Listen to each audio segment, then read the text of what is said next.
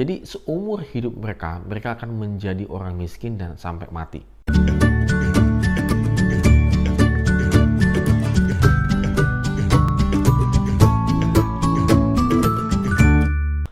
Morning Good Readers, hari ini kita kembali merenungkan firman Tuhan.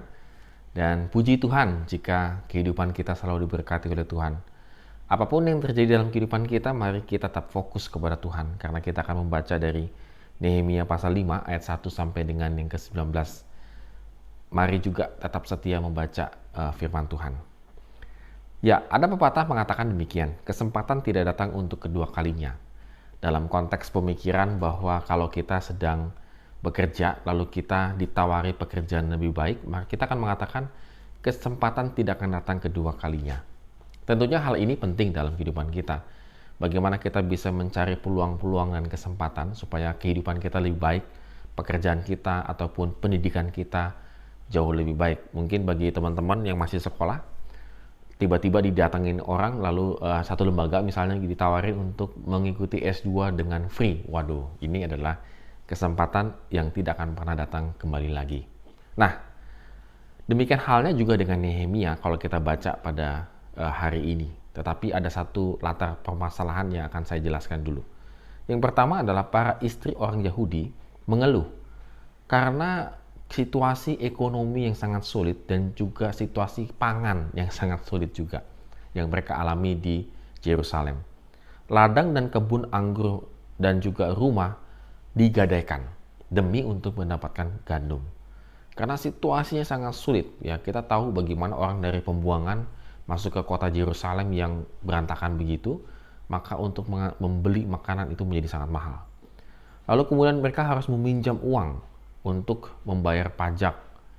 Nah, di sini terjadi utang piutang begitu satu dengan yang lainnya. Dan yang paling parahnya adalah anak laki-laki dan perempuan menjadi budak, dan sudah beberapa anak perempuan itu juga dibiarkan dimiliki oleh orang lain yang bukan sukunya orang Israel. Nah, kita bisa lihat di sini, good readers, apa yang terjadi. Jadi seumur hidup mereka, mereka akan menjadi orang miskin dan sampai mati. Karena apa? Rumah, kebun anggurnya, dan juga ladangnya sebagai tempat penghasilan uang itu tidak ada lagi. Jadi mereka terlilit utang, mau bayar pakai apa? Tidak mungkin. Bahkan sampai anak-anaknya pun dijual. Ini adalah kondisi sosial ekonomi yang sangat mengerikan sebenarnya. Mereka sedang membangun tembok Yerusalem, tapi mereka sendiri sedang dalam keadaan kewalahan dan kesulitan yang sangat luar biasa. Tentunya apa yang harus dilakukan oleh Nehemia? Ada beberapa kebijakan yang dikumpulkan semua orang Yahudi, lalu dia mengeluarkan satu kebijakan. Yang pertama, ia mengajak para pemuka dan penguasa orang Yahudi untuk mengadakan pemutihan uang sebagai kesepakatan bersama. Kenapa diadakan pemutihan? Ya, karena tidak akan mungkin bisa membayar.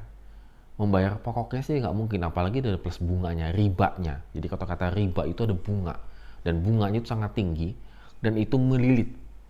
Jadi memang bagi good readers yang main riba, itu sebenarnya boleh saya katakan sih dosa ya.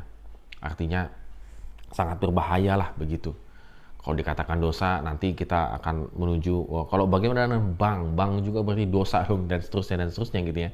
Ya kita tidak akan membahas ke sana. Tetapi setidaknya riba yang dilakukan lalu sampai akhirnya mengambil terutama anak-anak mereka menjadi budak. Jadi bisa kebayangkan tuh ribanya itu mengerikan sekali. Maka satu-satunya cara adalah pemutihan. Yang kedua adalah tanah pusaka yang dirampas oleh mereka dikembalikan seutuhnya kepada pemiliknya. Ya, tanah pusaka itu tidak boleh. Ya, kita nanti kalau balik lagi ke bacaan-bacaan kita yang kemarin-kemarin lagi, memang ada tanah pusaka yang mereka miliki. Itu tidak boleh, karena kalau itu sampai dirampas, mau tinggal di mana? Bingung kan? Ini kembali ke Yerusalem, tetapi nggak punya tanah. Dia akan lucu. Jadi bisa kebayang nggak mungkin, jadi harus dikembalikan. Dan yang ketiga adalah mereka diminta komitmen dan berjanji untuk melaksanakan dan tidak melakukan tuntutan apapun terhadap yang berhutang. Ya, mereka tidak hanya sekedar iya saja, tetapi mereka berjanji di hadapan Tuhan. Jadi kalau sudah mengikat perjanjian di hadapan Tuhan, itu harus dilaksanakan. Oleh karena itu makanya Nehemia diangkat menjadi bupati tanah Yehuda di ayat yang ke-14. Ini adalah satu kesempatan bagi Nehemia dan dia terima kesempatan itu. Tapi kesempatan ini tidak dia pakai untuk memperkaya dirinya sendiri. Bupati-bupati yang dulu sengaja menaikkan pajak dan seterusnya supaya memperkaya dirinya. Tapi Nehemia tidak lakukan hal itu. Bahkan ada hak-haknya bupati, dia tidak ambil. Mungkin diberikan kepada rakyatnya, kepada orang Yahudi yang lainnya. Jadi Nehemia sadar betul bahwa dalam posisi membangun, maka yang tepat itu adalah saling berbagi satu dengan yang lainnya. Bukan saling membebankan satu dengan yang lainnya. Good readers, kalau kita melihat di sini, apa yang menjadi garis kuatnya adalah karena takut akan Tuhan. Nehemia takut akan Tuhan, sehingga dia tidak mementingkan dirinya sendiri. Saudara sekalian, good readers, orang yang takut akan Tuhan itu pasti tidak akan membebankan dan juga tidak akan menekan orang-orang di sekitarnya. Justru orang yang takut akan Tuhan itu siap untuk berbagi dan tanda petik saling menguatkan, membebaskan. Nehemia memberikan teladan bagi kita pada hari ini, good readers. Bagaimana kita hidup takut akan Tuhan, itu adalah bagaimana kita membebaskan orang, meringankan orang lain, dan kita siap berbagi dengan orang lain. Jika kita mengaku takut akan Tuhan, tetapi kita masih hidup dengan membebankan orang lain, artinya kita, tanda petik ya tadi, ribanya tadi itu ya, kita mencari keuntungan dengan sesama kita, maka kita belum hidup takut akan Tuhan.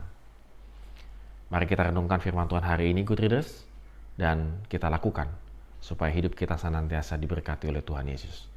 Amin. Have a nice day and God bless us.